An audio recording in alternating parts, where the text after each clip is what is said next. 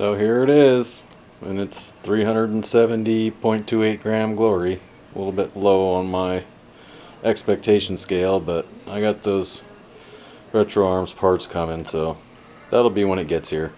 It was pretty easy to get back together without the blowback. You just leave out the giant blowback unit, and it's huge. It's got to weigh almost a pound by itself, and I don't know how they understand like that little plastic piston is going to ram that thing back and forth, and then it just kind of does this little floppy. I mean, I haven't modified that at all, and that's so weak. I just don't like that. Why wouldn't they just never mind. So it's back together. It shoots 360 to 370 feet per second with .28s, like I said. And, I mean, it looks pretty great. I think it all turned out pretty good. I got the slant brake on there, as promised. Cleaning rod back in. It's all ready to go. I was thinking about maybe stamping some, like, Soviet-style serial numbers in there. But I don't know. I think it's good the way it is. So, I'm just going to wait for those parts to come in. But as it is, we're going to rock and roll it just like this. Maybe I'll put in some shooting videos. I definitely want to dial in the feet per second. Maybe I'll shoot some video for that.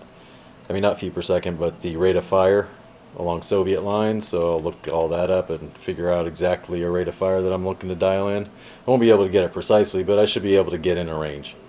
So, hold on and I'll do that. Okay, we've got everything laid out now to do the rate of fire adjustment. And it looks like it says on pretty much every source I can find 575 to 600 rounds per minute. So I've got it set here on my chronograph, rounds per minute. It took a little bit of fiddling. These buttons aren't particularly easy to use, but I figured it out. So we're going to try to dial it in about that range. I have a DRAWS that can adjust from 300 to 600, and I could have just compared the sound if I really needed to, but I've got this, no problem. So I'm going to go ahead and go through this stuff. It'll take me a second to hook it up, and maybe I'll take you through it, because just to remind myself as well to set these up. It's not really that easy to remember, but once you get it, you get it. So we'll go ahead and get that figured out. So what I've done is plugged in the battery, made sure it was clear. That's the first thing you do. Made sure it was clear, then pulled the trigger 15 times to reset it back to the factory default, because there was some fiddling that I did with it. So it just goes back to the standard thing. It's supposed to be a 3-round burst, but it actually ends up with 2-round bursts on this gun, and there's adjusting that you can do to fix that. And then the full auto. I'm thinking that's actually pretty close, but I'll throw in a mag and we'll see. Well, I think I got her as good as I'm going to get her. So it's pretty consistent, really.